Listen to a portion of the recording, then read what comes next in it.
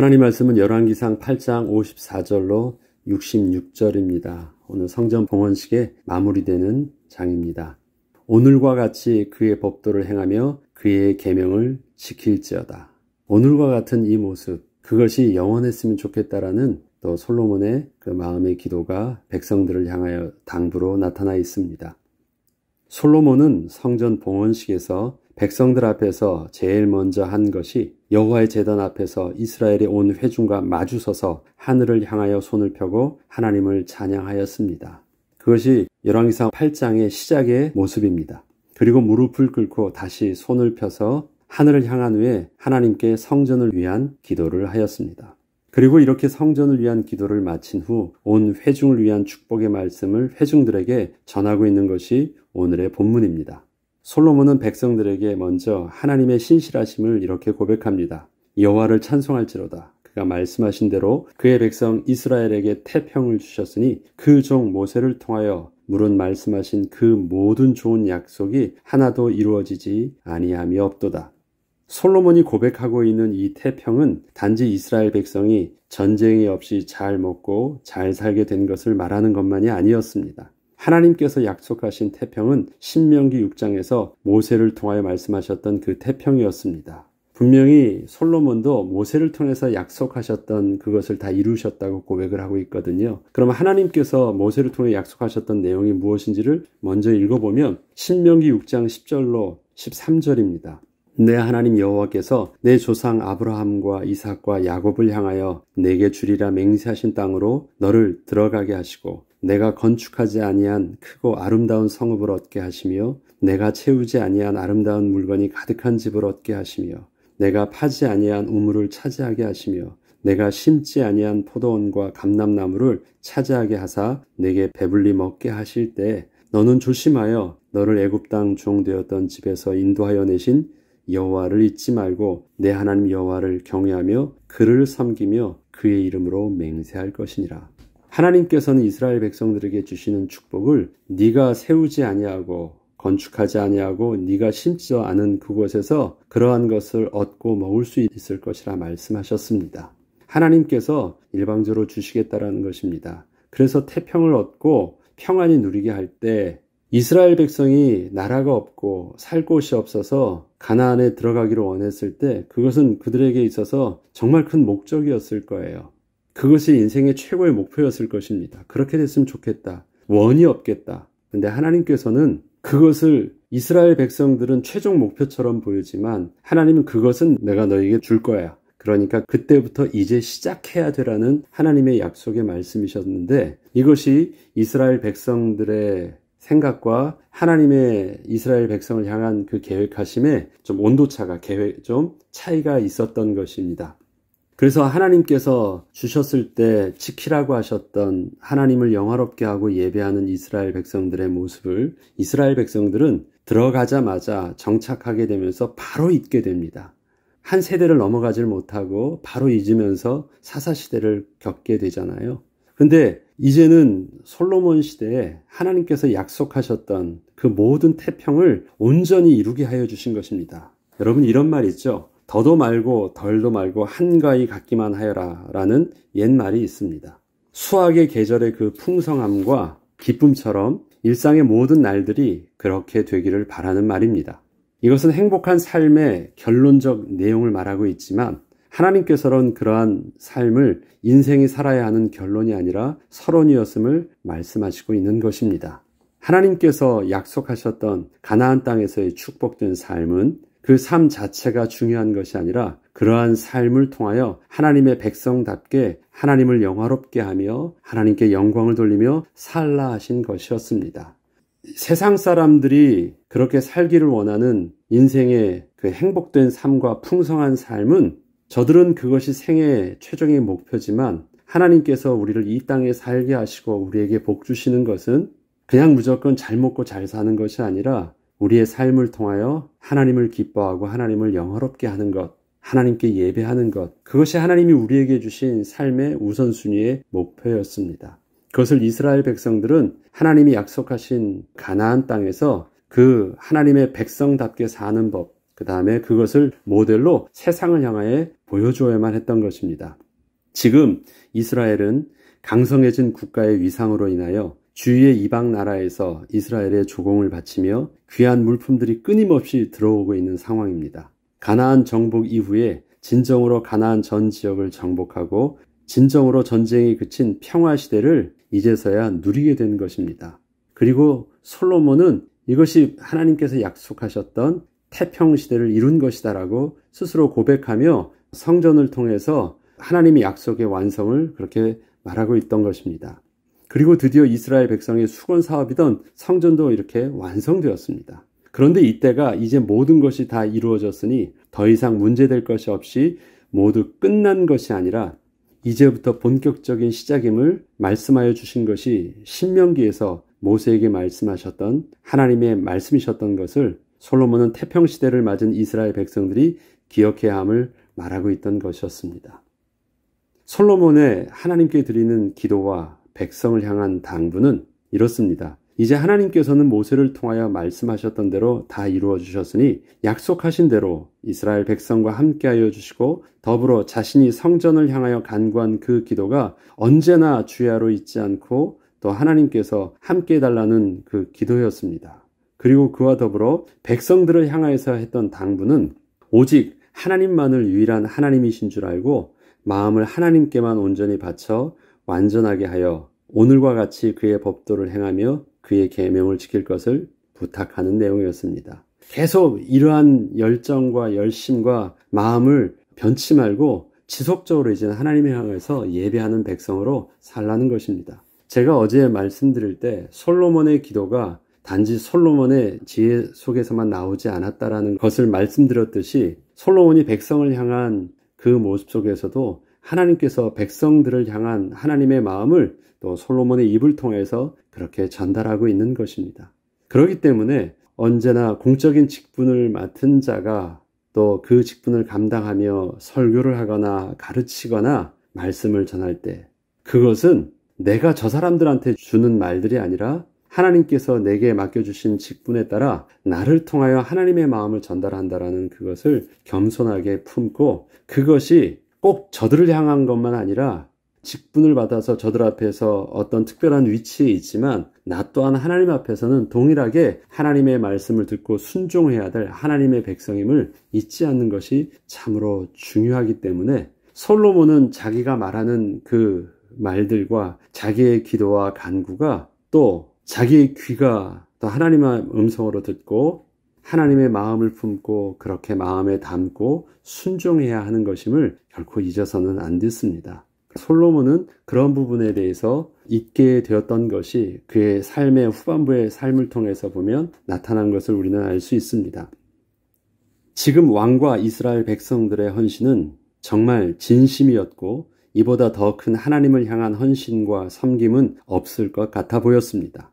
성전 봉헌식에 드려진 제물을 보면 번제와 희생 제물을 제외하고 화목 제물로 사용된 것만 보더라도 소가 22,000이었고 양이 12,000마리였습니다.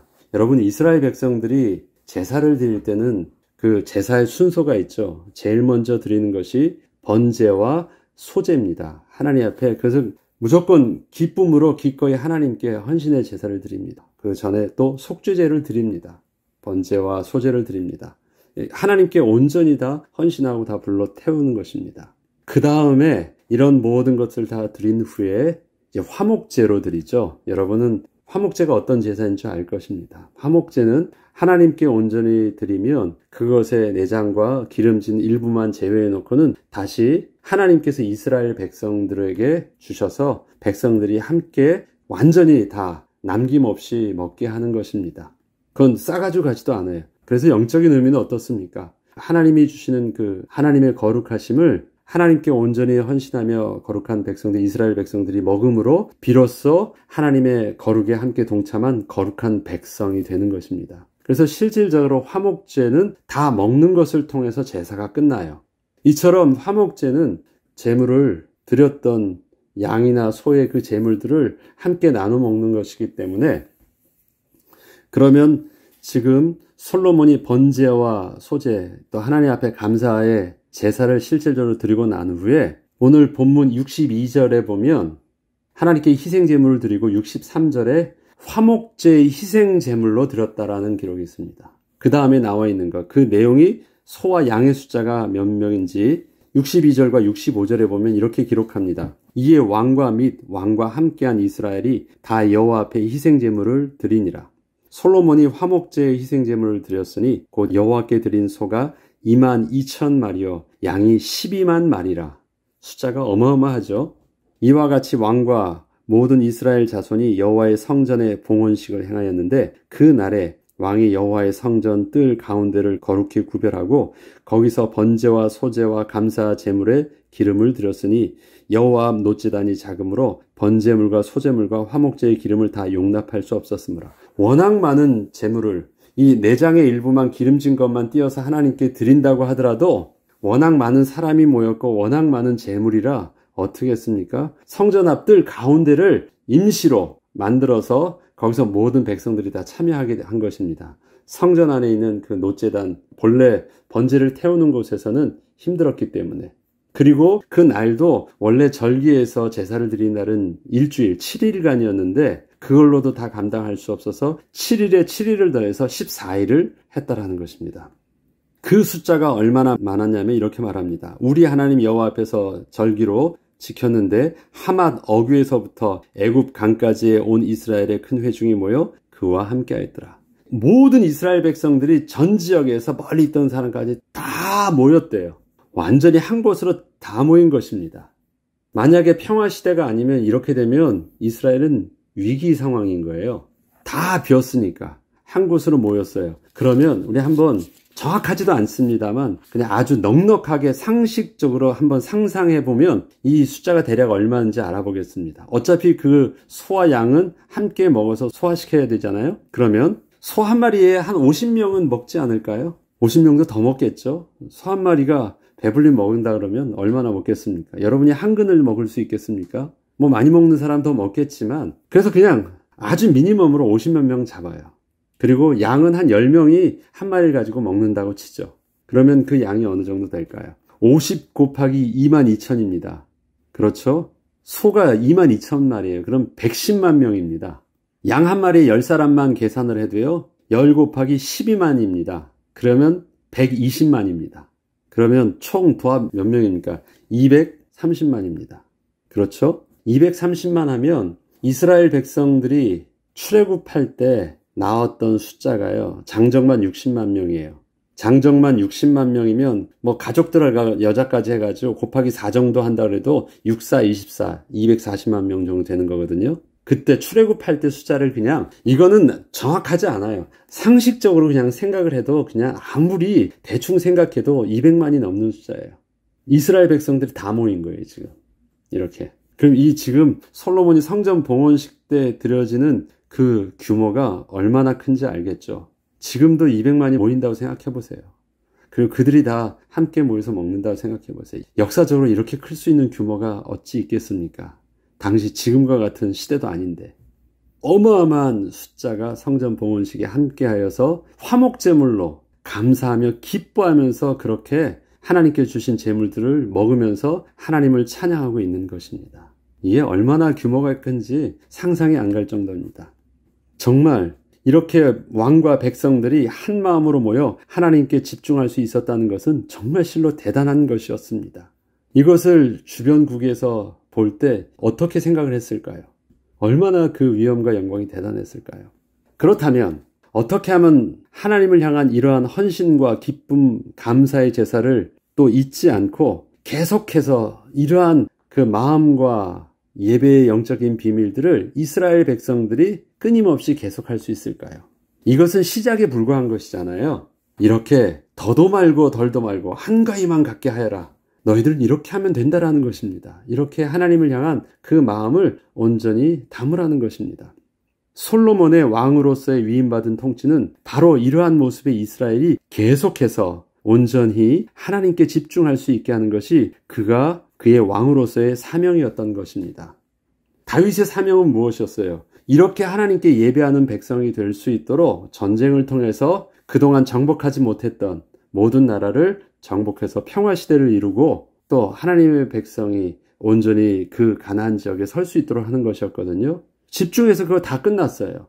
솔로몬이 시대 때 그래서 이러한 예배를 드렸어요. 그리고 예배를 드릴 수 있는 그 모범이 그렇게 보여졌습니다. 그럼 앞으로 솔로몬이 뭐 해야 돼요? 그러한 백성의 모습으로 온전히 지속적으로 살 수 있도록 정말 영적으로 깨어있도록 앞장서 있었어야 돼요. 또 솔로몬은 그래서 백성을 향해서 이렇게 당부를 하잖아요. 너희 마음을 우리 하나님 여호와께 온전히 바쳐 완전하게 하여 오늘과 같이 그의 법도를 행하여 그의 계명을 지킬지어다. 이게 솔로몬 입에서 나온 말이었습니다. 그러면 이 말을 어떻게 해야 돼요? 솔로몬이 귀로 듣고 마음에 담았어야 돼요. 왜? 하나님께서 솔로몬을 향해서 명확하게 하셨던 말씀이셨으니까. 그런데 솔로몬은 자신은 그것을 하나님의 말씀을 전하는 듯 했지만 자신은 그것을 하나님의 말씀으로 받지 않고 담지 않았던 실패가 솔로몬에게 있었던 것입니다. 이렇게 분명히 그가 당부하였음에도 불구하고 그의 통치는 성전 건축을 마무리로 하지 않았고 이제 자신이 모든 의무를 다했으니 본격적으로 자신이 하고 싶었던 그 왕의 통치를 멈춤 없이 계속하였던 것이 솔로몬이 왕의 통치 기간 동안 했었던 그의 열심이었습니다. 이후에 솔로몬의 통치의 모습은 계속해서 다른 건축물을 끊임없이 짓기에 바빴고 백성들도 계속해서 왕이 진행하고 있던 건축의 역사에 끝날 줄 알았는데 또 하나 생기고 끝날 줄 알았는데 또 하나 생기고 계속 이것이 마무리가 안 되는 것이에요. 동원됩니다. 그리고 비록 겉으로는 이스라엘 국가가 점점 더 살기 좋아지는 것 같았으나 진정한 쉼과 하나님을 향한 평안함의 예배는 그래서 여전히 드릴 수 없었던 것입니다. 점점 잘 살게 돼요. 건축물을 보니까 더 좋은 건물이 막 서기 시작했어요. 살기는 좋은 환경으로 점점 만들어지는 것 같아요. 그런데 백성들에게 있어서 하나님이 주시는 진정한 쉼과 평안함의 영적 비밀은 없어졌어요. 삶은 여전히 분주했고 삶은 여전히 수고가 있었고 삶의 쉼은 여전히 없었던 것입니다. 저와 여러분의 우리의 삶을 보죠. 이것만 되어지면 지금의 어떤 상황만 좀 더 나아지고 조금만 돈을 덜 벌면 이젠 집만 생기면 차만 생기면 조금 더 수입이 올라가면 나아질 것 같죠. 그런데 우리는 그것을 나아진 후에 생각하기 전에 늘 말씀드렸듯이 우리 인생의 출구 전략이라는 것 있잖아요. 시작하기 전부터 우리는 하나님 앞에서 우리가 먼저 생각하고 있어야 될 것이 있습니다. 더 좋아지는 것 같고 더 나아지고 있지만 우리가 뒤를 돌아보면요. 여전히 나는 삶이 가난하고 분주하고 또 해결되어야 될 또 다른 문제 속에서 나의 영적인 어떤 상황들은 여전히 미완성이에요. 하나님 앞에서의 참된 안식이 없어요. 내가 거룩하니 너희도 거룩하라고 하시면서 하나님은 보시면서 심히 기뻐하시고 만족해 하시면서 멈추었잖아요. 그리고 안식을 쉬셨잖아요. 그리고 그 안식에 쉬라고 했는데 우리의 예배와 우리의 하나님 앞에서의 모습은 그 쉼이 없는 거예요. 솔로몬의 모습이 지금 그런 것입니다. 솔로몬의 시대 때 일어나는 모든 부와 귀와 영광 다 가지고 있는데 뭐가 없습니까? 하나님이 주시는 평안과 안식이 없어요. 그런데 그러한 그 통치의 기간들을 하나님께서는 그 입을 통해서 명확하게 말씀하십니다. 그리고 9장에 보면 하나님께서 직접 솔로몬에게 나타나셔서 하시는 말씀이 있어요. 솔로몬이 시작할 때 나타나셔서 하셨던 말씀, 이제는 멈추면서 하셨던 말씀, 그 안에 있는 당부를 보면 솔로몬이 어떤 실수를 했는지를 우리가 알 수 있습니다. 솔로몬은 이스라엘 백성들과 함께 자신의 왕의 통치 시절을 참으로 열심으로 살았습니다. 더 좋은 건물에서 더 좋은 제도와 더 많은 지식을 쌓아두게 되었습니다. 그러나 그는 그의 통치 기간에 하나님을 더 잘 섬기지 못했습니다. 왜 그렇습니까? 자기가 해야 되는 일들을 멈출 줄 알았고 스스로 제한할 줄 알았는데 솔로몬이 자기 자신의 인생에 대해서 고백하는 것 있죠. 나 해보고 싶은 거 다 해봤다. 다른 사람들은 힘이 없고 돈이 없고 능력이 없어서 하고 싶어도 그만큼씩밖에 못했지만 난 세상에서 최고의 왕과 권위와 힘을 가지고 나는 극한의 것까지 다 해봤다. 그리고 헛되더라. 그것이 솔로몬이 인생의 지혜로서 백성들에게 가르쳐줘야 되는 것. 그게 아니었거든요. 그 말 지식으로 가지려고 솔로몬이 한 것이 아닙니다. 궁금했어요. 알고 싶었어요. 근데 아무것도 없었어요. 그것을 회한을 후회스럽게 말하고 있을 뿐입니다. 그것은 지혜가 아니에요. 잠언이 아니라고요. 솔로몬의 후예예요. 지금 그는 계속해서 하나님을 더 잘 섬기지는 못했던 것입니다. 솔로몬의 하나님을 향한 열심은 성전이 최고의 정점이었던 것입니다. 지금 이것을 통해서 그 다음부터는 발판으로 진짜 제대로 올라가야 되는데 그게 마지막이에요. 오늘 솔로몬의 이러한 화려함이 마지막이에요. 그 다음부터는 무엇입니까? 세상적인 것은 점점 올라가기 시작합니다. 그러나 하나님의 것은 점점 내려갑니다. 그것이 우리가 이 화려함 속에 감춰져 있는 어둠의 그림자예요. 결국 솔로몬 시대에 그가 백성들과 함께 이뤄놓은 건축물과 그 개인의 연구 업적들은 창고에 쌓인 책이 되어질 뿐이었고 결국 훗날에 다 부서지고 빼앗겨 흔적도 남지 않게 될 건축물과 또 그 안에 또 그 창고에 담아둔 재물이었을 뿐입니다. 다 뺏겼어요. 다 부서졌어요. 남아있는 것이 없습니다. 우리의 열정과 헌신은 언제나 하나님을 향한 것에 집중되어 있어야 합니다. 하나님께서 이 모든 것을 주실 때 주신 은혜에 만족하고 멈출 줄 알아야 하고 베푸신 모든 은혜로 말미암아 만족하고 감사할 수 있어야 하는 것입니다. 이러한 영적인 부요함의 비밀들을 우리가 놓치게 된다면 하나님의 백성의 삶은 이 땅에서 잘 사는 것 자체가 목적인 삶이 아니기에 우리의 삶의 중심 속에 하나님을 향한 예배와 하나님을 영화롭게 하는 것이 언제나 우리의 삶의 우선순위로 있어야 하고 결코 잊어서는 안 되는 것입니다. 9장에 보면 이러한 성전 봉헌식의 감사 위에 하나님께서 솔로몬에게 나타나셔서 하시는 말씀이 분명히 나오는데 솔로몬은 이 말에 귀를 담아 들었어야 됩니다. 자기 만족 속에서 그렇게 놓아서는 안 되는 부분이 있습니다. 여러분이 오늘의 삶을 살면서 우리가 지금 지내보면 1년 전, 2년 전, 10년 전, 20년, 30년 전에 저와 여러분의 또 이곳에 먼저 오셨던 삶의 모습과 지금 보면 다 있잖아요. 뭐 신분의 문제가 걱정이 있습니까? 뭐 집이 없어서 물질이 없어서 걱정입니까? 뭐가 부족해서 걱정이죠?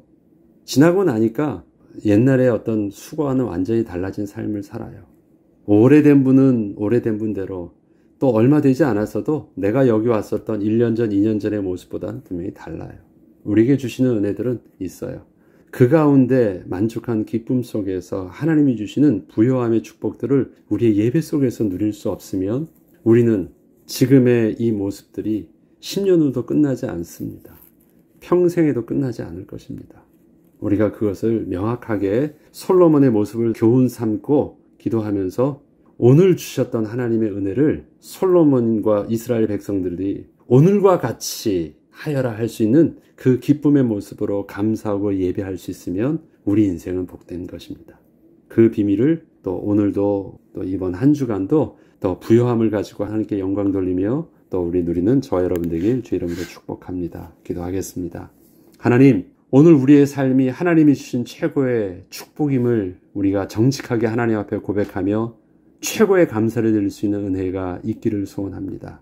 하나님 감사한데 더 필요합니다 라는 그런 가난한 기도가 우리의 감사의 모습이 되지 않게 하여 주시고 이것 주신 것 이것만으로도 너무너무 감사합니다 만족합니다를 고백할 수 있는 은혜의 비밀들이 우리의 일평생 사는 동안 끊임없이 지속되게 하여 주시옵소서. 오늘과 같은 모습이 일평생 함께하기를 하나님께서 솔로몬의 입을 통해서 들려주셨던 것처럼 그 영적인 예배의 비밀들이 우리 속에서 날마다 계속되게 하여 주옵소서. 그래서 우리의 인생을 돌아볼 때 때와 기한을 놓치지 않은 은혜의 삶을 살았음을 우리는 고백하게 하시고 때와 기한을 놓쳤다고 후회하는 솔로몬이 되지 않게 하여 주옵소서. 감사드리며 우리 주 예수 그리스도의 이름으로 기도합니다.